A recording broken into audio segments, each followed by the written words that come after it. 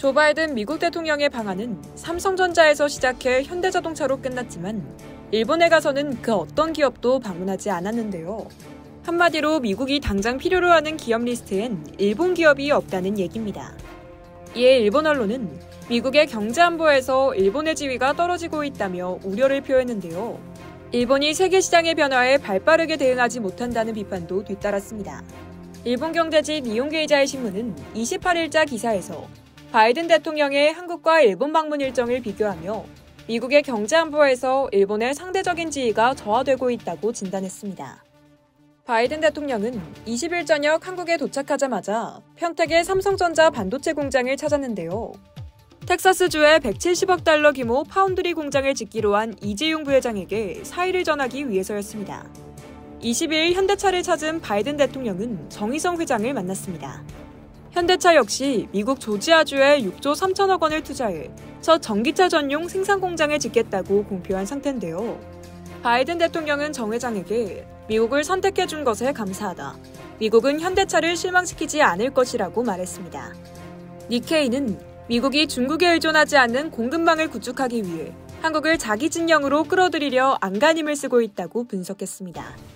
이런 가운데 한국 기업의 미국 사업 매출액은 2020년 중국 사업을 제쳤으며 안미경 중에서 안미경미로 방향을 틀고 있다고 니케이는 진단했습니다.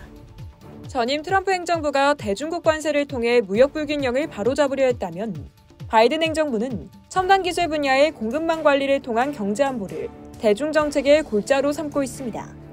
반도체 등 4개 중점 분야에서 중국을 배제하고 우방으로 완결되는 공급망을 구축하려 한다는 것인데요. 이런 상황에서 기업들은 미국과 중국 둘 다 놓치고 싶지 않더라도 둘 중 하나를 선택해야만 하는 기로에 놓이게 됩니다. 애플의 제품 생산을 홍하이 정밀공업 등 중국 기업에 의존하다가 최근 주요 거래처에 중국 집중을 피하라고 요구하며 베트남과 인도네 생산량을 빠르게 늘리고 있습니다. 이런 상황에서 아시아의 안보를 둘러싸고 미중 간의 결정적인 단절이 발생할 경우 일본 기업이 대안이 될 수 있다고 말하기는 어려운 상황이라고 니케이는 비판했습니다. 이 매체는 바이든 대통령이 이번 일본 방문 중 일본 기업을 방문하는 일은 없었다면서 미국의 경제 안보에서 일본의 상대적인 지위가 저하되고 있다는 표시로 볼 수 있다고 분석했습니다. 그러면서 일본 기업들은 세계를 강타하는 큰 환경 변화에 대응하지 못하고 애매한 입장을 이어가고 있는 것으로 보인다고 꼬집었습니다. 니케이는 당장 중국과 관계를 끊는 건 기업의 부담이 크고 현실적이지 않다며 유사시 중국에 의지하지 않아도 되는 공급망의 구축을 착실히 진행하고 세계에서 경쟁력을 가지는 온리원 기술을 계속 연마하는 게 결과적으로 중국에 대한 억지력으로 이어질 것이라고 강조했습니다. 이상 열도TV였습니다.